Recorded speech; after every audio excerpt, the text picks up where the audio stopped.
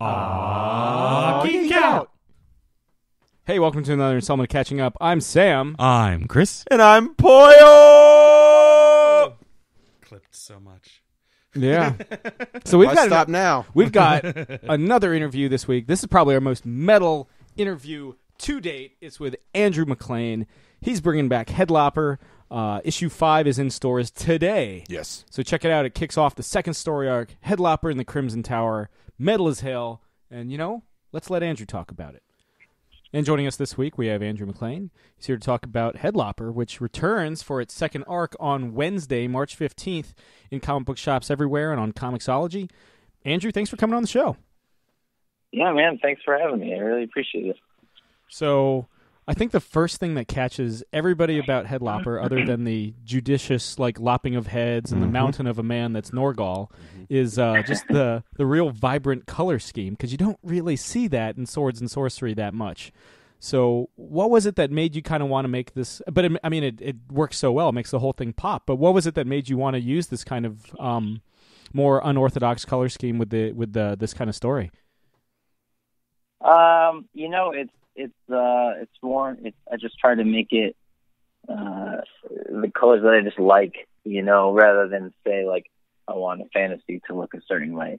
I just try to draw the way I like, and hopefully it's colored in a way that I like, and whatever it is whatever it is. I know that it might not be, I might not expect it from fantasy, but I like how it looks.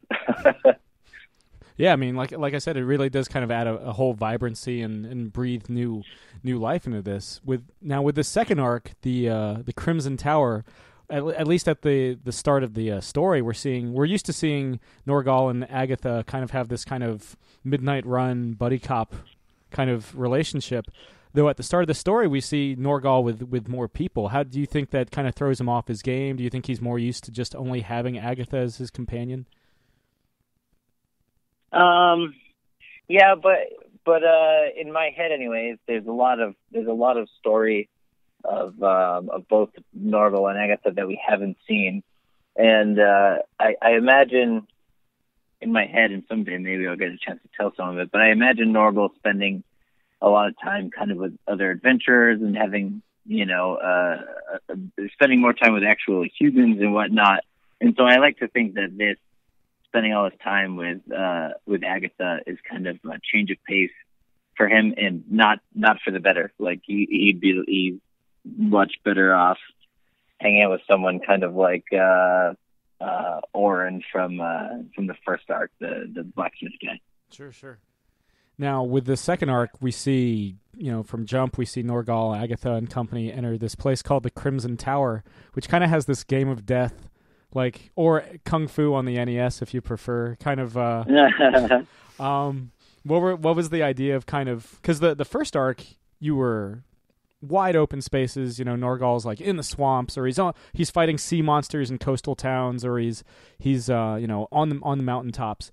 What made you kind of go with a more confined, claustrophobic setting this time around? Exactly that. I just wanted to do something that's kind of within a comfortable fantasy setting, but also not, like you said, he's kind of running around the Highlands type situation in the first series. And so I wanted to do something. I wanted to go someplace really different, but also there's a lot of magic in the tower. So there's so spoiler alert, I guess it's not a spoiler. You never know what's behind a door. So I also wanted to free myself up to just kind of doing stuff that's just kind of weird, and so to create this kind of magical place that can facilitate just strangeness. The tower made sense. Also, I really wanted to, I think, for me, I like to think of this as being relatively traditional fantasy, or at least reminiscent of or familiar with, or kind of a love letter to. And for me, I think Zelda, even though it's a video game, it's still super, for me, is a really inspirational fantasy source. So I kind of wanted to create the dungeon as, the tower as almost like a dungeon in a way. You know what I mean? Where it's like puzzles and things. I mean, we couldn't really do puzzles and whatnot, or we didn't do puzzles and whatnot while we were running around like a Scottish landscape. You know? Well, I mean, they're definitely. I mean, you've kind of got these. I don't want to go into too much detail, but there is definitely a. And I certainly don't mean this as a pejorative. There is a video game idea that Norgal has a very clear goal, just like Link would when he enters a dungeon trying to solve the Ballad of the Windfish or try to get pieces of the Triforce or whatever. So, and of course, exactly. And what was the? I think there's there's also, I feel like there's like hints of Indiana Jones with like booby traps and that sort of thing. So I mean, not consciously, but I don't see why not. You know? I just. You know, I watched it as a kid, and it's going to end up in there somewhere, I'm sure. What were some of your big influences? I'm sure, Conan has to loom large somewhere in there, and just anything that's got these mountain-like men. But yeah, what were some of your influences, and especially with the second arc with the Crimson Tower? Yeah, as a kid, like I really loved watching, like, Arnold Schwarzenegger as Conan, and I loved like Ray Harryhausen's original Clash of the Titans. Like if they were on, I was definitely gonna watch them, But I didn't. But beyond, like, I didn't read a lot of books as a kid, so I didn't read a lot of fantasy. I didn't, so it was like video games, but also, I'm trying to draw at the same time, and I only have a one-track mind. I just take time off. I'm like, Andrew, do one thing at a time.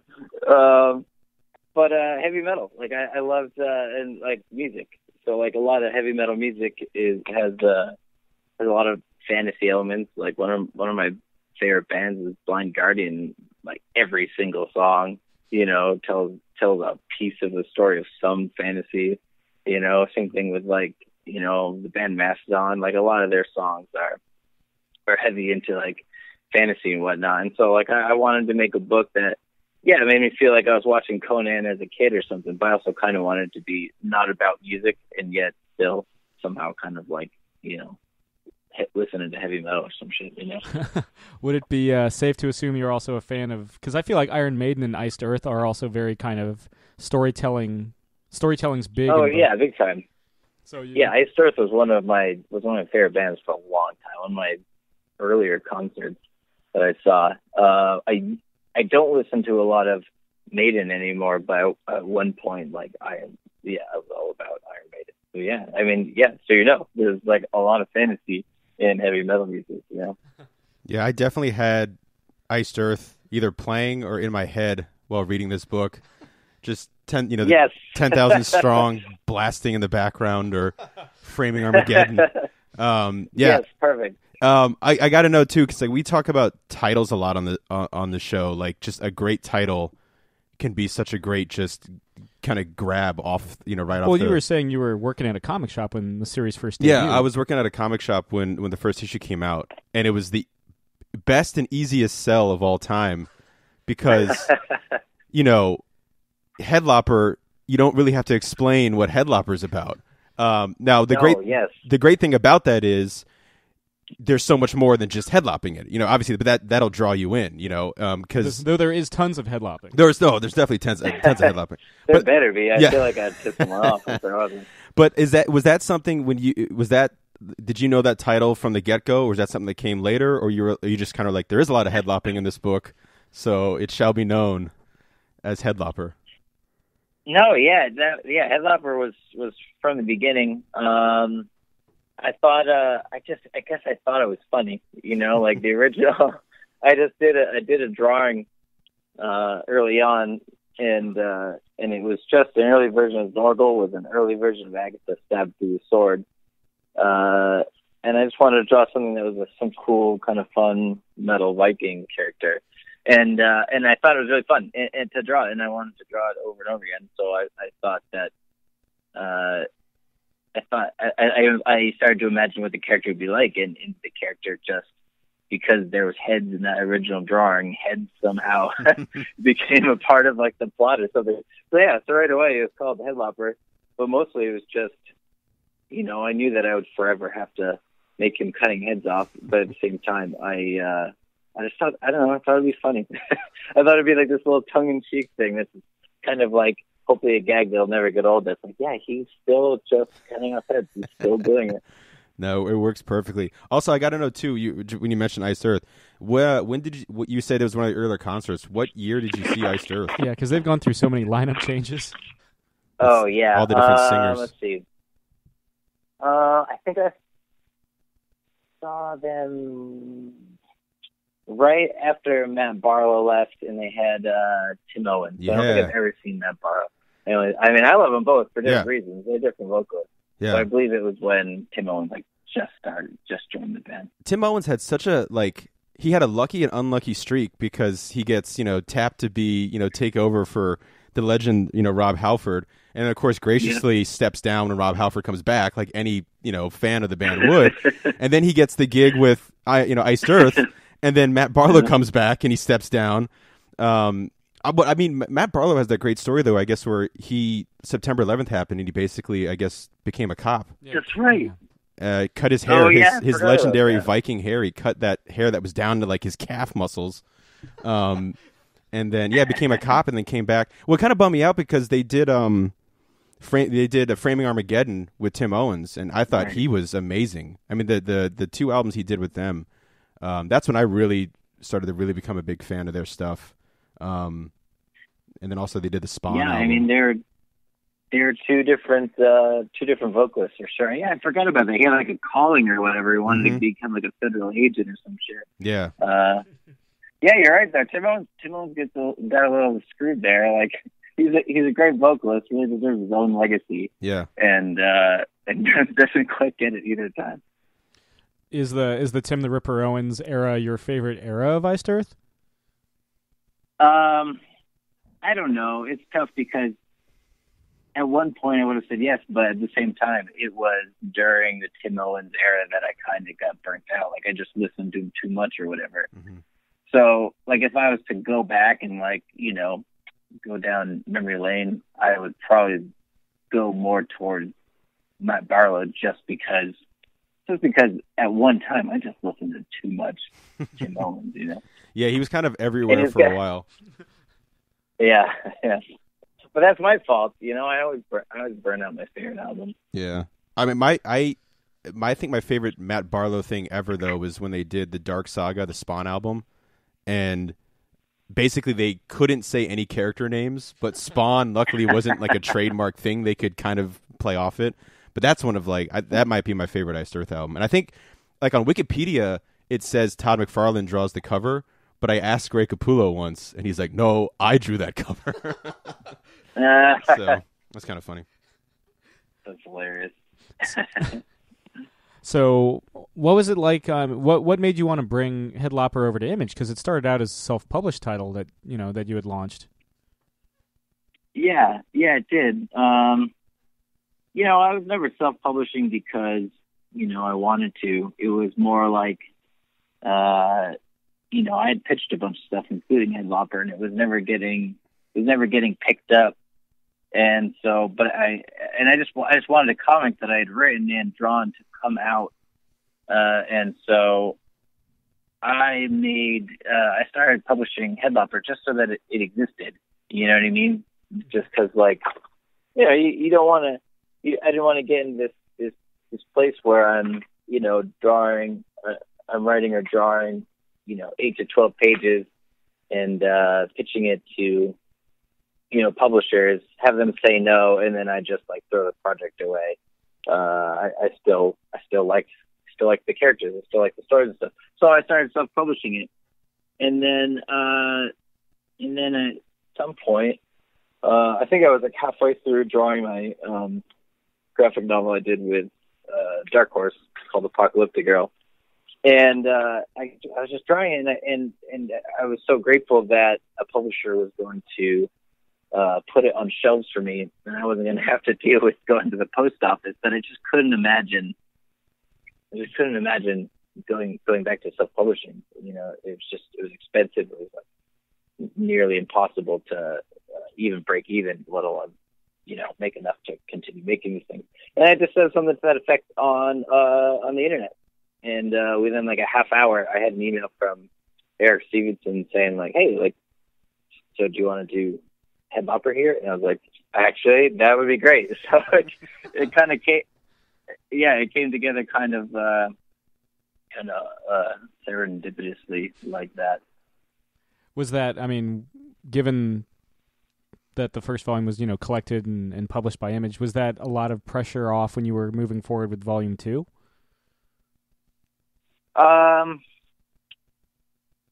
Yeah, I mean, yeah, sort of. I mean, when we first started talking to Image about doing it, they were like, "How many of these do you want to do?" And I only had the 4 issues planned. I mean, in my head, I had like other kind of ideas of different places to take it, but they're like, "How many of these does it take for you to finish your story?" Mm-hmm. And I was like, "Oh, probably 4 issues." But you know, the reality was, I always wanted to tell more stories of Norgal and Agatha. And so they were like, "Yeah, all right, let's do 4." And so after 3 came out and it was selling okay, and I was still having fun, they seemed to still have fun, I was just like, "Hey, can I keep going?" And they're like, yeah, that's cool. So yeah, I mean, the pressure, they've been easy to work with, so the pressure has been fine from their perspective. But you know, I don't know. I'll put my own pressure on myself. You know, now that number 1 has been out, you know, in my head, I'm like, people are going to be used to seeing Norval and Agatha running around in a Scottish kind of based environment. Are they even going to like a stranger, more abstract world for the second volume? I have no idea. So like, I'll easily, you know, freak myself out with something like that. I mean, every issue is chock full of content. It's like every issue is supersized. Is that kind of... It's not the standard for those of you that, you know, listening at home. It's not the standard like 20, 24 pages. These things are like close to 60 pages a pop. Was that something where you just like, you know, where you like, I want to do everything like annual sized? It was pretty simple actually. The second Head Lopper I did was a self-published one, and I had kickstarted it. And I basically picked an area of the story that I wanted to write to. Basically, instead of picking a page count, I picked a point in the story. So then, and I just wrote it to the pacing that I kind of wanted the story to be told at, and it just kind of came out to 45 pages of story.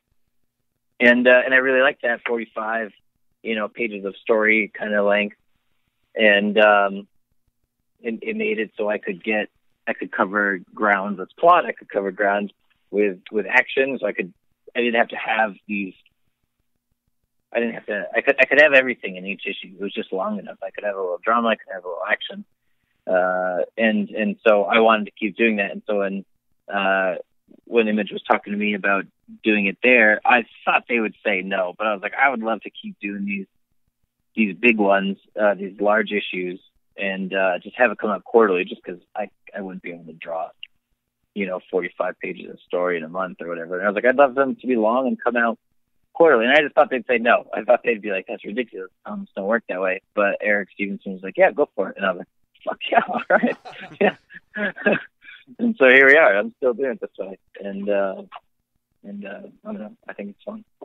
I feel like in this story arc, we're seeing Norgal with his back up to up against the wall like we've never seen him before. Like, we've certainly seen him in tough times, but by and large, he always seems to kind of like be running the shit. You know, he's been around. He knows the ropes. He can cut things to ribbons and does like very well. This one, you know, he's literally cornered sometimes. He's literally got his back up against the wall sometimes. He's kind of on the run. And there's this big behemoth figure that's probably the coolest looking villain I've seen. That's just like nothing but spikes. We like to call it metal as fuck. Yeah, that's the official term.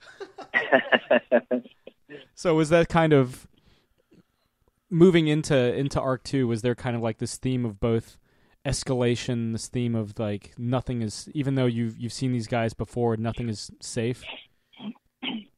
Yeah, I mean, yeah, I want to escalate it in terms of action, in terms of like just what the art feels like. I want to bring more strange elements into it, and also, from the time I started Head Lopper until now, it's probably been 4 years or whatever. So in my mind, where the world that is Head Lopper in my mind has deepened. So there's all these. When I first started out, I kind of wanted to try to stick to more traditional monsters and things and whatnot, things that were kind of, reminiscent of like mythology, Greek and Roman mythology and things like that. And as time went on, and I thought about like, where can I take fantasy in general? More and more things opened up to me. So I was like, to wrap up volume 1 and get started on a new place and I could design some new villains and everything, I was like really ready to go, and so, yeah, I don't know. It's hopefully everything is dialed up a notch for this next series. That's the goal anyways.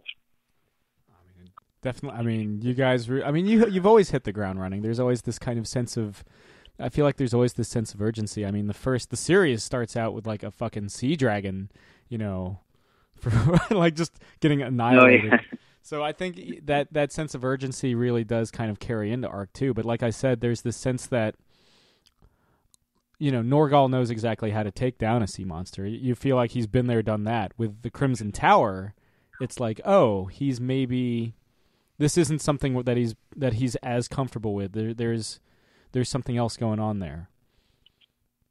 Yeah, I think there's a lot of things going on. I think he's I don't think he knows, and obviously the reader doesn't either. He doesn't know the true nature of how you talk about these things and not give shit away. He doesn't know that he was a little surprised by Agatha, on the last at the end of the last series, at the end of volume 1. Going into this, I think he's almost like reluctant to say. They have this kind of ongoing like argument that's like what's stronger, magic or steel, like what's better, like swords or sorcery kind of thing. And I think Norgal might be he's stubborn, but maybe he's questioning that a little bit more now. And in going into this series, he quickly finds that you can't predict what's going to happen in the Crimson Tower, and he can't. He's a little bit more helpless than before. Before, he was always able to kind of just blindly just push through a situation, just like brute strength. And this time around, the tower, he kind of has to just play the tower's game in Ulrich's game. Like there's really no way around it. They have to collect the crystal eyes. They have to play it as it's laid out. It's like the whole thing is a puzzle, and you can only play if you play by Ulrich's rules. And of course, it just adds to the whole like Legend of Zelda dungeon feel to the whole thing. Yeah, certainly. That particularly that there's this one room that they'll return to a lot. That where the automaton was, and all the doors that lead off of it, and that room is like the very Zelda room for me, where in Zelda you'd have like some of the dungeons would have like a main room where you return to, and and when you first walked into it, all the doors would have locks on it, and slowly but surely you would get a key for the next door or whatever. And I kind of want the tower to feel that way, Andrew, I got to know, because I'm a huge Legend of Zelda fan. Like, I have like a fucking Hylian shield and Master Sword in my possession, and an Ocarina of Time. Nice. What is your favorite Legend of Zelda game? it's got to be Ocarina of Time. It's definitely the one I've played the most number of times. Yeah, I got to go with that one. What's your favorite?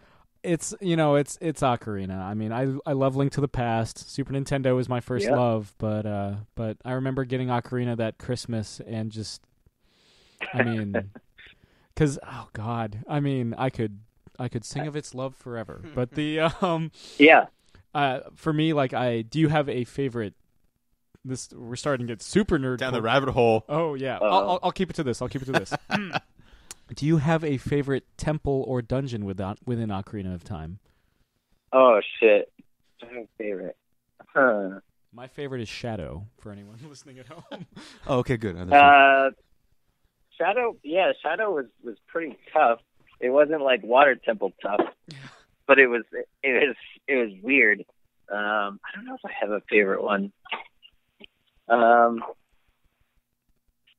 Maybe I just know that it wasn't the Water Temple.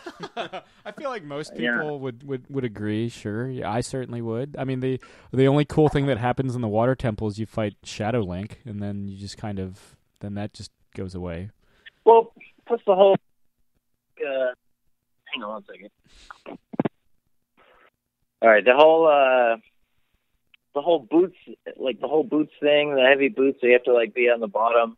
That thing was tough, and then in the end, wasn't the boss like an amoeba or something like that? Like, it wasn't even that great of a boss. It was it was an amoeba that could control water and make it into tentacles. Yeah, no, that's not a good one. Let me go. I don't know if I have a favorite. I can't say that I do. Yeah, I mean. Sorry to disappoint. It's quite all right. I just maybe play that game like on a super regular basis and maybe have it memorized. But that's a level of fanaticism I've learned not to expect with everybody else. So what can we expect? I mean, you kind of alluded as much with the 4 crystal eyes and having to play by Ulrich's rules. But what can we really expect with the remainder of the next 3 issues of this arc of Head Lopper? Well, I would say I think a big factor of this whole arc is that to a large degree it's really Zanya's story, where it's Norgal and Agatha trailing along on something that she had started in large part because, I mean, without Zanya saving Norgal in issue 3, he would just be dead. And so he feels pretty obliged to give her a hand on this. And I don't think he knew that he was biting off this big of a bite. But in large part, we watch Norgal struggle alongside her, and we watch another big thing for me on this one is Norgal and Agatha were alone through all of the first series. So this is like the first time we see how Norgal kind of interacts on a regular basis with other humans, even though I guess the fungi aren't really like humans or whatever, but like we see where it's almost like there's a fellowship here, you know what I mean? To make a fantasy reference, and it's almost like it's like the Head Lopper company. And so we get to see Norgal interact with everyone, and the same thing with Agatha. So that's a big thing for this arc, is that in large part it's Zanya's quest.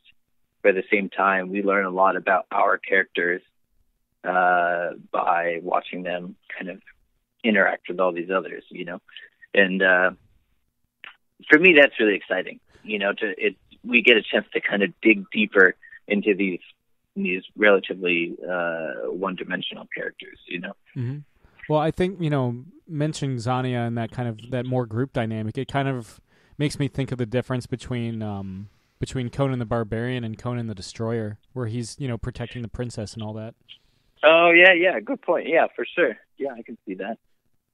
Yeah, I picture having this.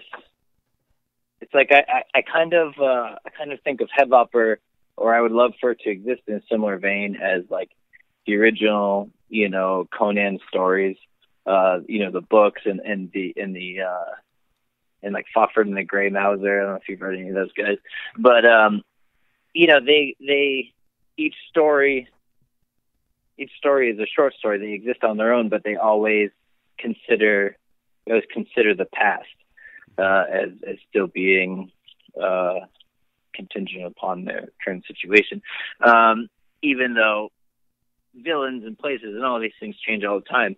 So I think of Head Lopper much in that same way, and so I picture Head Lopper having Norgal and Nagav having this whole other past, and in a lot of those situations, I picture Norgal having been with company, having different types of, I don't know. I picture him being like soldier at times. I picture him being, I'm just like coming off the top of my head really. So I feel like this is almost like one of the many sides of these characters that we've seen. And if I get to keep making the comic, we'll see every other type situation too. Like they'll always continue on. They'll bring whatever happens to them with them, but then they'll go off somewhere else to this new land, to this new area, and they'll meet new people, and sometimes they'll fight with them, sometimes they'll fight against them, but they're always going to move forward. Do you think that makes any sense? Oh, no, I mean, absolutely. Did that kind of inform making Norgal kind of an older character? Actually, I have, even in my own mind right now, I have no age in mind for Norgal. He really is strictly. He strictly is. I thought he would look cool that way. Like that's all that matters. They look know. cool, Yeah, I don't know. I don't know if he was born with white hair or if or if it faded over time. I don't know if it was once blonde. And sometimes I think about it, and I picture him being like super ageless. I'm not alluding to anything and say like, oh, he's a god or whatever. But I picture him being this kind of like physically perfect human specimen, with like strength and agility and everything. And for whatever reason, white hair came with that image, That's one of the exciting things, because you were talking about the Conan idea of the stories all taking place in the past, and that idea of, I guess, the way Robert E. Howard had it, like Conan sitting at like a fire with you telling these stories of the past. And that's something I could totally see, like with Head Lopper, like, you're sitting there and he's just telling you all of these stories, and there's no, like, that was something because I've been listening for a long time, the Conan stuff, like on audiobook. And I'm one of those guys, I'm always like, let's start from the beginning. And with Conan, which is great, there is really like a beginning. Like you were saying, there's the soldier story, there's the king stories, there's the, exactly, slave stories or whatever. And I could totally see something like that with Head Lopper, and that's exciting to think about that. Yeah, totally. Yeah. And if you've never read Fafhrd and the Grey Mouser, you would definitely like that stuff too. And it's the same idea. It's kind of like, it's almost like that was, the tradition of the time of like short story fantasies and whatnot, that these characters were so, I don't know, charismatic or skilled or whatever, that they would lead these lives that put them in all different types of places, meeting different types of people, doing different types of jobs. Sometimes you're like, yeah, Conan's definitely the good guy in this one. Other times, like, I'm not so sure,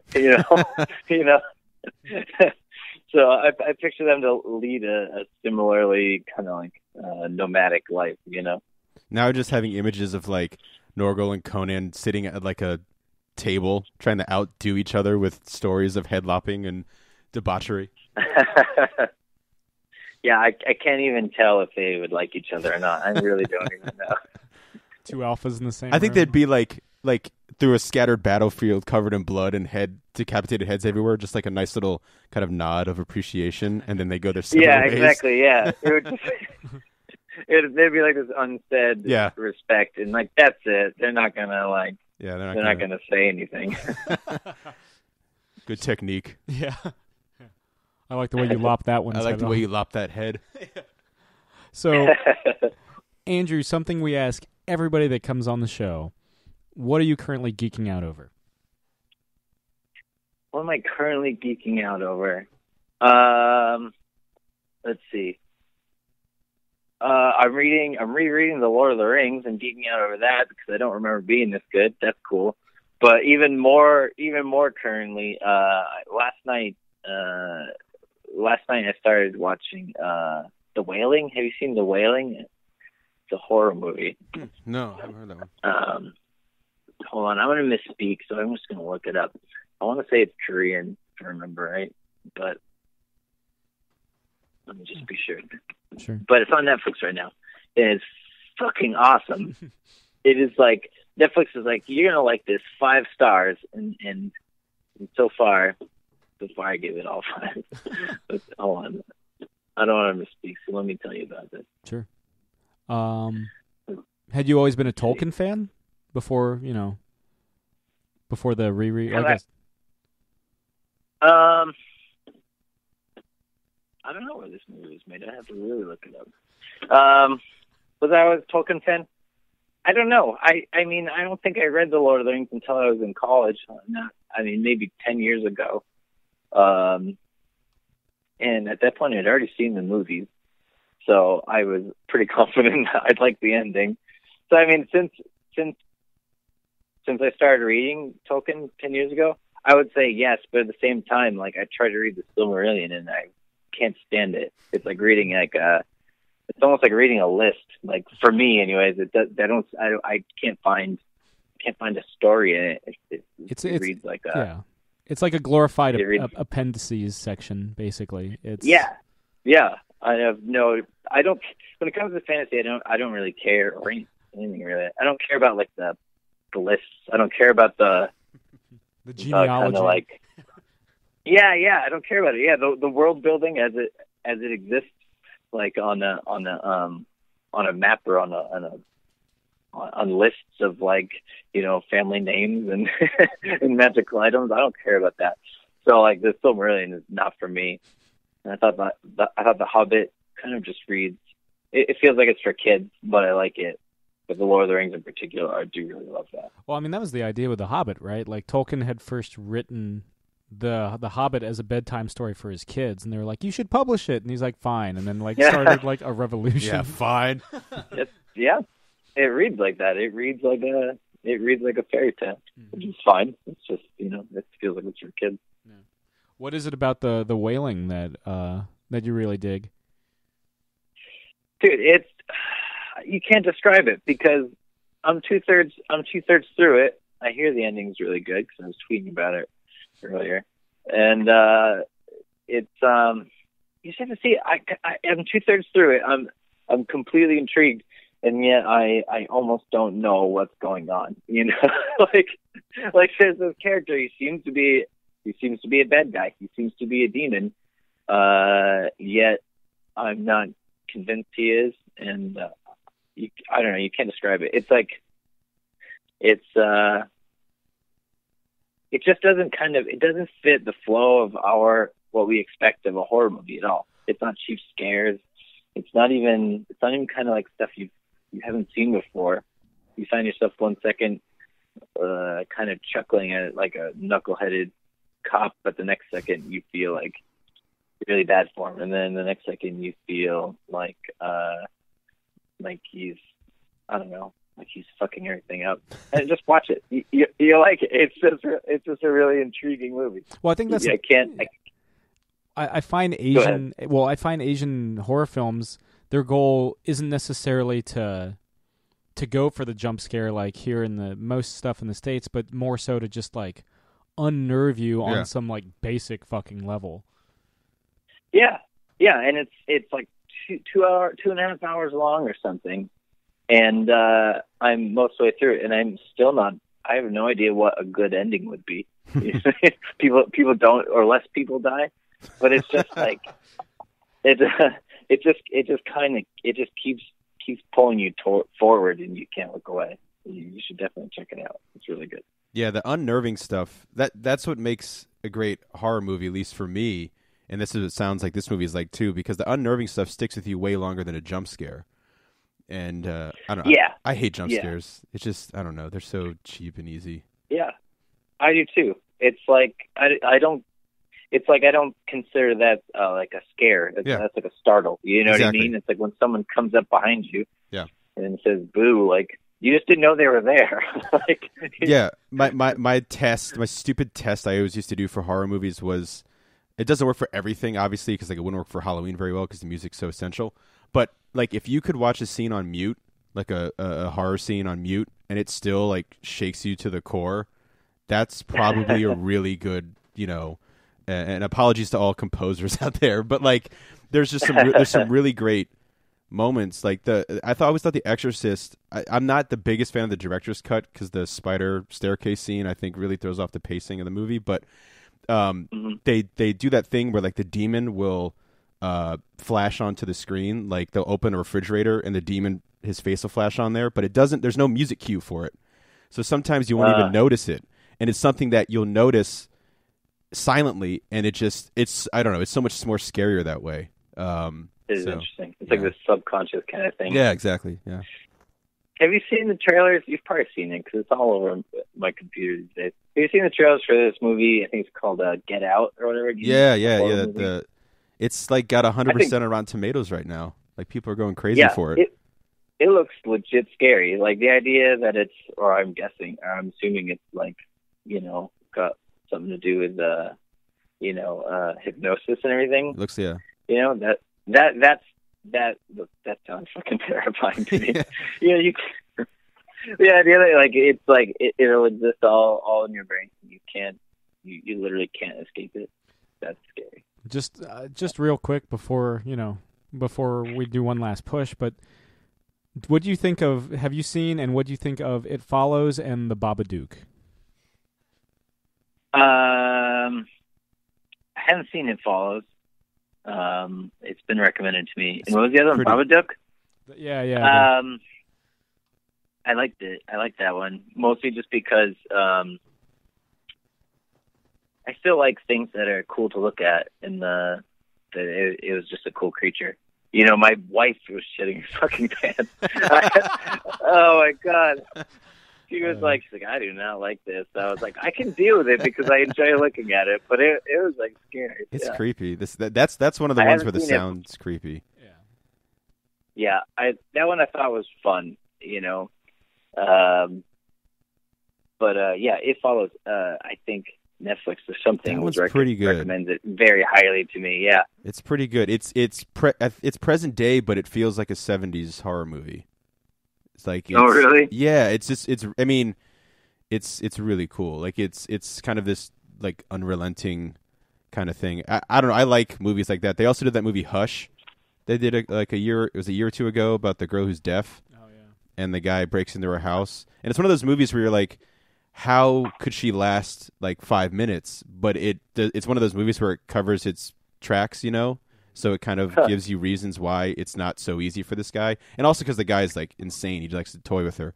But it's really cool because, again, it plays off silence. And that's a really cool one if you're looking. Oh, shit. It Follows and Hush are kind of, obviously they have nothing to do with each other, but they both deal with kind of this similar kind of unrelenting thing. And the idea of one of the characters, the main character in Hush being deaf really kind of throws off the whole horror genre. And I like movies like that.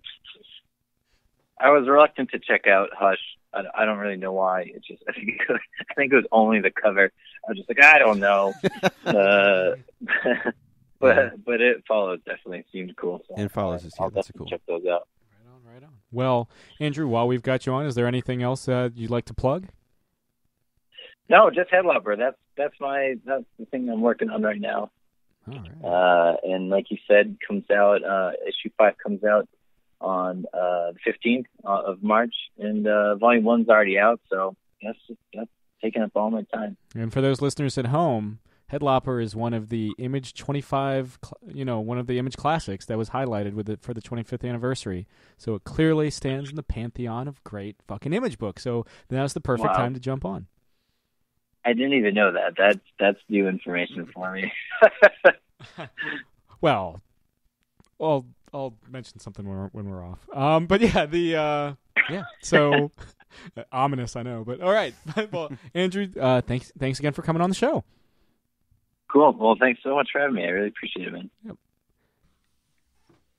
That was a pleasant chat. That was very nice. Oh no, I like. He's a good dude. I like him a lot. Mm-hmm. He's like a really good guy. Yeah. And we got to talk Legend of Zelda. Yeah. We got to talk heavy metal. Well, I had met him, I think in New York, Yeah. during a signing when we were at the Image booth, and I just went over and talked to him during a lull. He was drawing on the tablecloth, which has kind of become an Image thing, which is great. And just a really good dude, man. Yeah. Just nothing, no bullshit. All good stuff.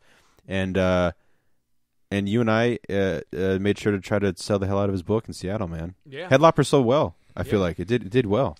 Speaking of Seattle, you know what else sold well? Oh, boy! Tell him. You fucking tell him. Beowulf sold out. The movie? Always. Everyone wants that Zemeckis. Give me a Zemeckis. Yeah, give me a Zemeckis. Zemeckis! No, the graphic novel translation of Beowulf I did sold out, so it was pretty cool. Yeah, I mean, this was the first time I've been to the Seattle Con as a working it. That's right. Because I'd only ever been as a fan. Mm-hmm. I do feel like, even though I feel like there's slowly more and more entertainment elements, it's still primarily comics. Yeah. I mean, the little bit I Not walked like around. Baltimore level. No, the little bit I walked around, there's a lot of, collectible CGC, like, graded stuff and variant booths and stuff like that. You talked to Neil Adams again. I did, yeah. We had the Image booth was sandwiched between like the Alex Ross painting booth, no, the official authorized gallery, and everything's like hundreds of dollars, unframed. I know. And I've realized now that if there's any character I could get, because everyone wants Superman, he's great, he's the best. Everyone wants Batman, fantastic. I want Spread Eagle, Hawkman. Have you seen his Hawkman, Alex Ross's Hawkman? He does two different. He does like Golden Age Hawkman with like the green and red pants and not super jacked but cut. And like there's one with him and his bro, the Atom, on his shoulder. I just actually want a bust of Hawkman looking triumphant and the Atom sitting on his shoulder. Anyway, and then Neil Adams was on the other side, or was kind of on the other side. Yeah. And I got my I got my dad a cool Daredevil print that he signed to Greg. And he seemed in good spirits. He seemed like he was having a good show. Good. Yeah. So always good to know. It's interesting because like New York this year, as opposed to Emerald City that I've been to past, Artist Alley was detached from the rest of the show floor. Yeah. Which I know some of the creators were worried about. They're like, how is that going to affect traffic? Well, remember we had to like help. I forgot who it was. Carry his books up. And it was an odyssey. It was the guy that did Lake of Fire, Nathan Fairbairn. Yeah. Good dude, but like, it was carrying his books up 2 flights. It was through. I remember he was like making all these jokes, and it was just like because he ordered all his hardcovers. Yeah, and it was just like like crates of hardcovers. It was an adventure getting up to Artist Alley. But no, it's the second one I've done with Image. It's one of my favorites just because I've become like the biggest Seattle nerd. I love Seattle, unequivocally. I was glad to show you my side of Seattle. No, I loved your side of Seattle, man. Like, the best night was it Friday? We did the ramen bar and the Pine Box. We got to see the Pine Box, and I got the Spruce Springsteen, which is a fantastic. It was like a beer, I think, or something pretty strong. And then we went to a ramen bar. First time I ever went to a ramen bar, and that was fantastic. I drank an entire bottle of sake. You did. It looked like a little Stanley Cup. And I passed out during Frasier. You did. You passed out hard during Frasier, which is fine because I've known you've seen the pilot. No disrespect to Frasier. You did laugh once. I think you went ha ha, and then you passed out. And, like you passed out. It was like like during the opening. You're like ha ha ha. Like all my remaining energy is spent. But no, it was good. And then our friend Brittany was there just as a fan, which is nice to run into her again. We see her at San Diego, New York. I think and I gotta show you guys my favorite burger place. Yo, yeah, okay, yeah. So rewind a little bit here. Yeah, the burger place was that was so good. What's it called? Woody's? Little Woody's, yeah. Little Woody's. We saw that before Logan, and it was man. I remember I was gonna make my own burger, and then I realized that what I was gonna make was already on the menu. I was like, let's do it. Great onion rings. You can always judge a place by its onion rings, and you can judge this place well. Good fries. They had a great Chipotle mayo. I accidentally ordered a beer, which is no problem. I thought I just ordered like a soda, And the guy was like the soda or fountain. yeah, and the guy was like, "Here's your beer." I was like, "Yeah, okay." I was like, "I'm going to see Logan, man. I got to man up." I had a Huckleberry soda. Yeah. I had a orange Fanta. That's not in Seattle, but like, and I drank most of it before it was fucking the burger was there. I was like, "God damn it! I knew I was going to do this."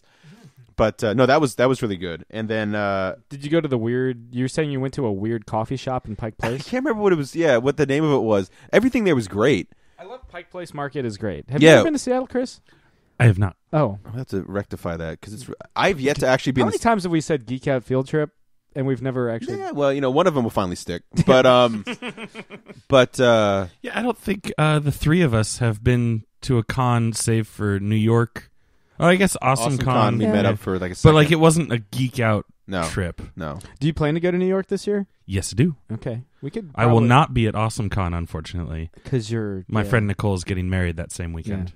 Go into the chapel and she's gonna get married. Poyo!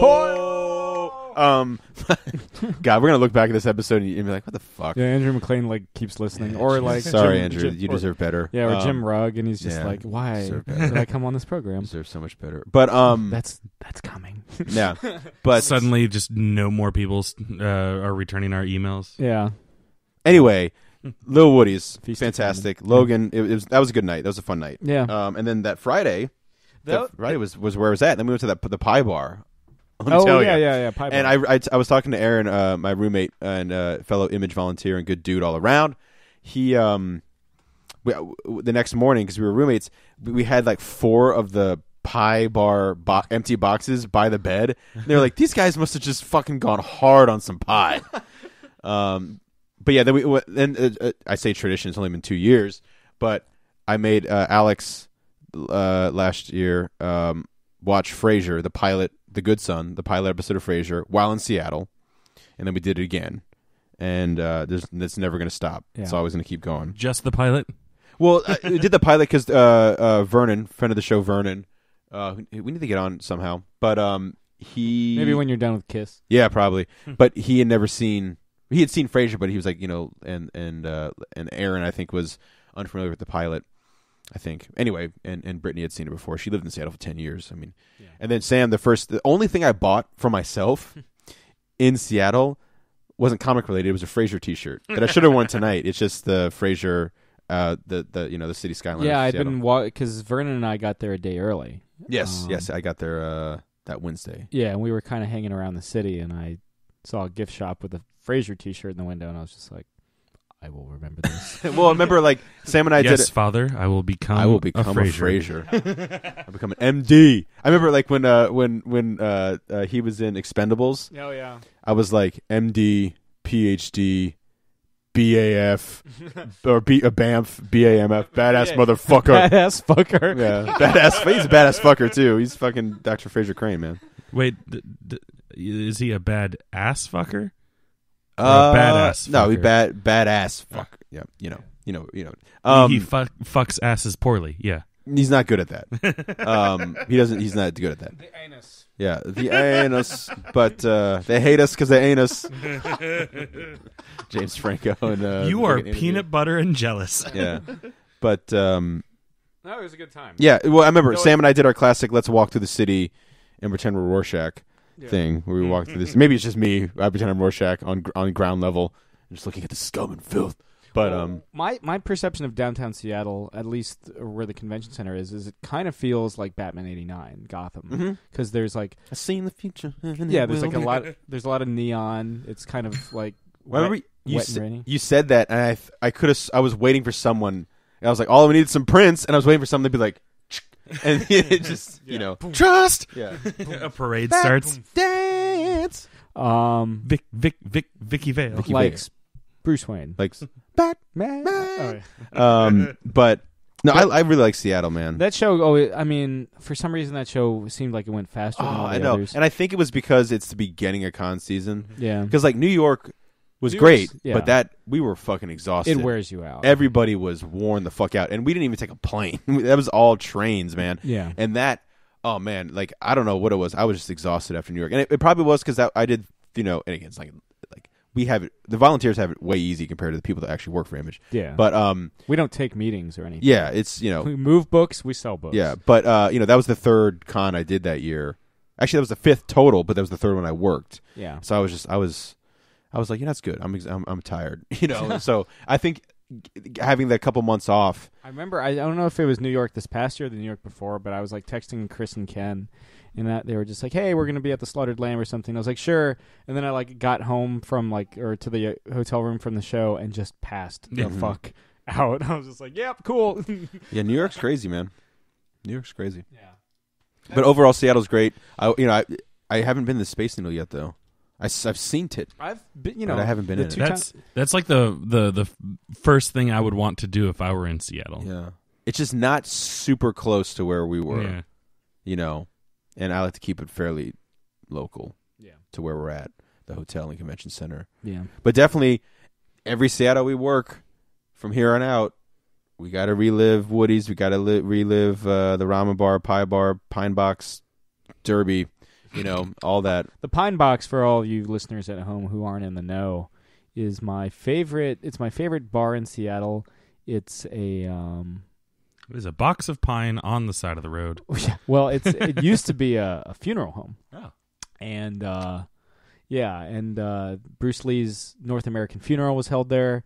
And they turned it into a nightclub called Chapel, but apparently there was a shooting there several years ago, and then it became the Pine Box. They rebranded, and it's kind of got this spooky quality, but they don't play it up. Like they're just like they don't. It's not gross. Yeah, it's not grossly done in there. Yeah, they don't play up the macabre. They're just like, oh, you exploitation. Right. They're just like, you happen to be in a place that looks like the Haunted Mansion. Like honestly, if you didn't tell me any of that stuff, I wouldn't have known. I just thought it was a cool bar. Okay. You know what I mean? Like, so they don't do any Bruce-sploitation either. No. Only Bruce was the Bruce Springsteen. That was it. The Spruce Springsteen. Mm-hmm. Yeah. Damn fine. I did have. Does that pair well with like the roasted goose? Spruce goose. Oh yes. That was I wasn't confident in that joke when I said it. The aviator. Yes, the Hercules, the aviator. It flew. I threw it out against the wall, and Howard Hughes stayed in the USA for 20 more years. Jesus, that's the like weird groundhog. Way of the future. Way of the future. Way of the future, man. No, I mean that's and there was another one called I think it's called like Boy Boy or something like that. But the pad Thai place or the Thai place we went to was good too. It was pretty good. But the another favorite bar of mine is a bunch of old arcade cabinets and a giant lit up fuck sign. Yeah. That pie bar though, peanut butter pie. My only thing about I love Pie Bar, fantastic, and you can get stuff. It's open late. You can get curbside pie. It's like $8 a slice. It's pretty expensive. Yeah. But it's fat pie. It's good It's pie. fat pie. Are you going to dab on me, Chris? My hands were far too low for dabbing. No, it was just me pushing that evil away from me. Why would that $8 slice of confectionery? Yeah. Not even a whole pie, mind you. Yeah. No, I'd better be like a jumbo slice. I pay $8 for that shit again. It's a big slice. It's a fat slice. But it's $8. It's fat. Talking to a boy that used to do dollar slices of pizza up in New York. It's fat and deep. Mm. It's fat and it's fat and deep. Sorry, Andrew. I'm sorry your episode is the one where we have to start shouting Pollo, but I ain't stopping anytime soon. Yeah. Just randomly throughout episodes, I'm going to shout it. Yeah. Sorry, Kyle Starks. Sorry, Jim Rock. Yeah. Sorry, Frank Miller. Yeah. For that episode when it happens. If you build it, it will come. Sorry, Blake J. Harris. Yeah. That might actually happen. Yeah. Right. But yeah. I'm throwing it out in the ether to make sure it does happen. You got anything in the past couple days or anything? I know that they've converted the Shabine to game night. Yeah. Tuesday nights are no longer karaoke at the Old Shabine. Now when I go on Tuesdays, it is game night. So we get to play board games and whatnot. How has karaoke been on Fridays now? It's going pretty good. This past one, I feel like there was more people in attendance than the last couple Tuesdays. So that's good. Yeah.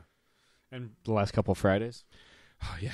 Last couple Fridays were pretty rough at the Bean before they switched to karaoke on Fridays, which is sad because it's Friday. You'd think that would be a good day for a bar. Yeah, I gotta save my bar. My bar needs me. This episode comes out the week of St. Patrick's Day. Do you guys have any St. Patrick's Day accoutrement stories?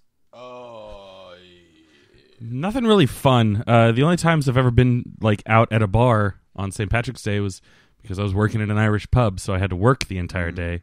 And most of the stories during that are fairly calm, like people drinking all day, but no one getting like fucking crazy, which is nice. Knock on wood, it continues that way. I basically met one of my best college friends on St. Patrick's Day, and it was a fucking Bonnie and Clyde day.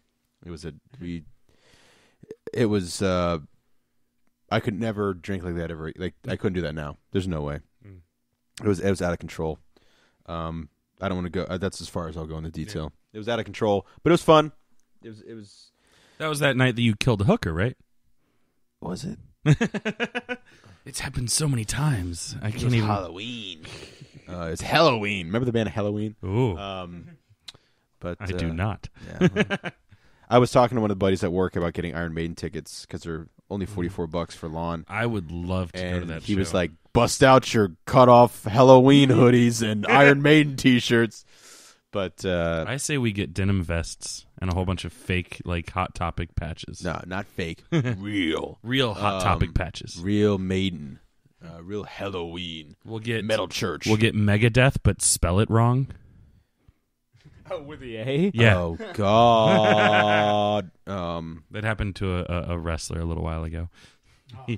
He had a whole bunch of like he had the denim vest and had a whole bunch of patches on, but they so that they didn't have to pay like licensing or whatever. Of course, the WWE made their own patches. They didn't just buy patches, and the costume designer didn't know the band Megadeth, just knew that it was called Megadeth, so he made Megadeth, with Death, and anyone that's a fan of the band knows that it's Deth. All street cred. Yeah, got a nice shot of it on TV, and it was just a fucking storm. For like the next like month.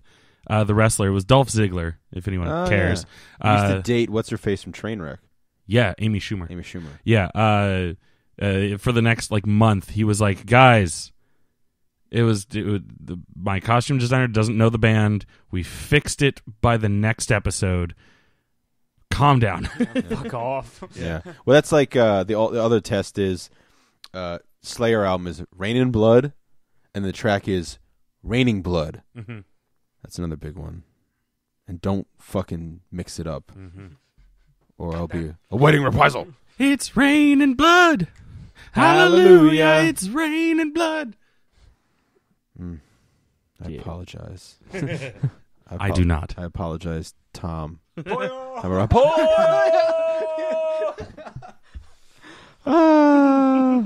But yeah, thanks again to Andrew MacLean for coming on the show. Yes, I mean, it was a fantastic chat.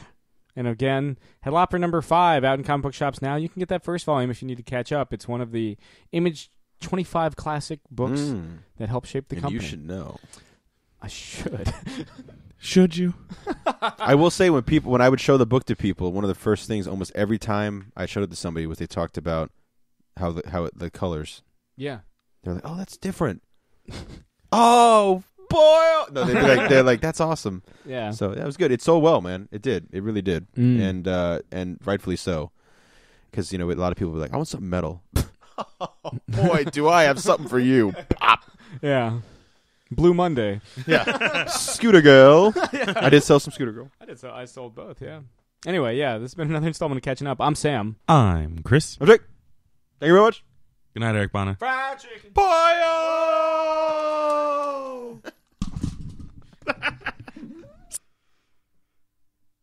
This has been another Geek Out production. If you enjoyed what you heard, hey, we've got a special episode every Friday. Of course, there's the usual Catching Up show every Wednesday.